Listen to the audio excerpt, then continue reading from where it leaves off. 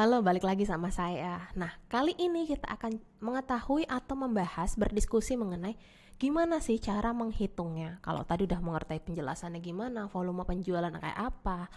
Terus kalau misalnya kita ada dihadapkan dua posisi, memilih satu produk gimana dari segi volume penjualan.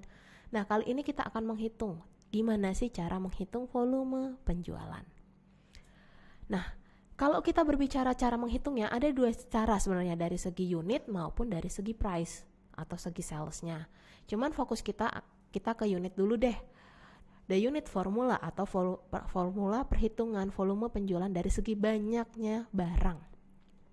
Nah, ini bisa kalian dapatkan dari mana? Dari kira-kira dalam satu bulan berapa sih jumlah yang terjual produknya dikalikan berapa lama periode yang kalian mau hitung. Jadi kita harus tahu nih, satu bulan tuh kira-kira berapa terjual produk kita. Terus berapa lama periode yang kita hitung. Misalnya kita mau menghitung 1 bulan, 2 bulan, 3 bulan, bahkan 1 tahun. Balik lagi itu kebijakan perusahaan sesuai dengan kebutuhan. Nah, misalnya di sini ada contoh. Kita itu adalah sebuah bakery, sebuah toko kue, di mana dalam 1 bulan kita berhasil menjual 1000 cupcakes. Nah, kita mau menghitung nih berapa jumlah cupcakes yang terjual dalam 3 bulan. Berarti tinggal kita masukkan aja nih volume penjualannya. Gimana caranya? 1000 cupcakes dikalikan dengan 3 bulan. Sehingga dalam kurun waktu 3 bulan akan terjual sebanyak 3000 cupcakes. Nah, sedangkan dari segi presentase, sales presentasenya ini kita akan melihat kira-kira kalau misalnya dalam satu satu bakery, dalam satu toko itu terjual lebih dari satu produk. Misalnya di sini kita ngomongin bakery lagi deh. Ada bakery jualnya itu ada cupcakes, ada cookies, ada wedding cakes atau bolu atau kue-kue lainnya lah. Nah, kalau berbicara ini kan kita mau melihat kira-kira berapa sih volume penjualan, misalnya dari cupcakes berapa, dari cookies berapa, dari wedding cakes berapa. Cara nyarinya gimana? Yang pertama, tentukan dahulu kira-kira yang mau kita hitung apa. Jadi kita harus tahu unit of individual product sold, artinya dalam 1 bulan itu terjual berapa sih produk yang ingin kita cari, lalu dikalikan dengan 100. Setelah teman-teman kalikan 100, dibagikan dengan total penjualan semua produk. Misalnya tadi ada 3 produk, berarti tinggal jumlah dari 3 produk itu berapa. Nah, di sini kita ambil jumlah volume penjualan terkait dengan cupcakes, yaitu ada 1000 cupcake dalam 1 bulan. Berarti 1000 dikalikan dengan 100, lalu dibagi dengan 3750. Itu dari mana? Dari 1000 cupcakes ditambah dengan 2000 cookie ditambah dengan 750 wedding cakes. Totalnya adalah 3750. Nah, setelah kita masukkan ke dalam formula tersebut, maka ketemunya adalah 26,67 atau mungkin aslinya 6666. Kita bisa singkat jadi 26,7 juga. Nah, dari sini kan kelihatan bahwa persentase penjualan untuk cupcake selama satu periode, yaitu mungkin dalam 1 bulan, itu adalah 26,67%. Nah, dari sini kita bisa asumsikan bahwa dengan penjualan 26,67 itu bisa mengatakan bahwa bukan sebagai revenue-nya, bukan sebagai pendapatannya kita, tetapi ini sebagai gambaran bahwa dari semua produk yang kita jual, ternyata cupcakes ini memberikan sumbangsih terhadap penjualan, terhadap item yang terjual sebanyak 26,7%. Dari sana juga akan melihat bahwa apa sih yang diinginkan oleh konsumen. Dari sumbangsih itu kan kelihatan nih, berarti cupcakes 26,67, yang artinya bahwa trennya konsumen itu ternyata lebih memilih cupcake dibandingkan dengan yang lain. Mungkin, tapi nanti kita lihat lagi apakah si cookies lebih tinggi atau lebih rendah. Kalau misalnya cookies ternyata harganya presentasinya lebih tinggi, berarti bisa dikatakan konsumen ini lebih justru fokusnya ke cookies daripada cupcakes. Jadi ini digunakan untuk mengevaluasi apa yang diinginkan oleh konsumen dan bagaimana kita membuat plan ke depannya seperti apa. Nah, dari sini juga kita akan melihat dari volume penjualan kita bisa menghitung yang namanya volume variasi. Itu maksudnya apa? Kita melakukan prediksi. Prediksi terkait dengan apa?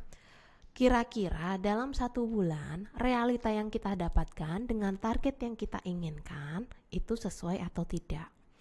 Apakah target yang kita inginkan sama yang terjual realitanya itu bisa kita lampaui atau tidak. Hasilnya bisa saja positif atau negatif. Kalau misalnya hasilnya positif, artinya kita bisa melewati target yang kita inginkan, sedangkan kalau negatif kita belum sampai di target yang kita inginkan. Nah, di cara nyarinya gimana? Unit sold dalam artinya realitanya berapa yang terjual dikurangi dengan project unit sold atau target kita berapa. Kira-kira kita mempunyai target, yang terjual berapa, dikalikan dengan harga per unitnya berapa. Mungkin kalau kayak gini teman-teman sedikit bingung, ini maksudnya gimana ya? Kita ambil ke contoh lagi. Nah, di sini ada contoh bahwa kita masih ngomongin bakery. Lalu hasilnya ternyata kalian menargetkan bakery kalian bisa menjual sebanyak 2000 cupcake dalam 1 bulan. Dan ternyata di akhir bulan, jadi target ini ditentukan di awal bulan. Di akhir bulan, cupcake kalian terjual sebanyak 2500 unit dengan harganya sebesar 15.000 untuk 1 cupcakes. Nah, setelah kita hitung, jadi 2500 dikurangi dengan 2000. Realita dikurangi dengan target dikalikan dengan 15.000. Ketemunya adalah 7.500, maaf. Nah, dari sini bisa dikatakan bahwa dengan kondisi seperti ini sales variansinya bisa dikatakan positif. Yang artinya, kita bisa menargetkan mungkin lebih tinggi lagi nih. Ternyata variansinya masih oke nih, gitu. Tapi berbeda kasusnya kalau seperti ini. Ternyata kan bisnis itu bisa dikatakan gak selamanya mulus, pasti ada terpaannya lah, ada naik turunnya. Di sini kalian nargetin 2000, ternyata di seberang tokomu ada bakery baru yang menjual cupcakes yang mungkin harganya lebih murah atau apapun itu, yang mengakibatkan ternyata kalian hanya berhasil menjual 1.500 unit, 1.500 cupcakes. Harganya masih sama, 15.000. Lalu variansinya berapa? Dari sini kalau teman-teman hitung, ketemunya adalah negatif 7.500. Nah, caranya gimana? Silahkan teman-teman hitung sendiri. Tapi hasilnya itu adalah kemungkinan besar adalah minus 7.500. Nah, dari sana kan kelihatan bahwa variansinya itu lebih bisa dikatakan negatif, sedangkan sebelum-sebelumnya adalah positif. Kalau misalnya dari sini nanti kita akan melihat variansi bulan 1 gimana, bulan kedua gimana, bulan 3 gimana. Kalau misalnya ternyata variansinya itu dari bulan 1 sampai 3 positif, terus ke 4 negatif, ke 5 positif lagi, nggak masalah. Itu biasa dalam sebuah bisnis.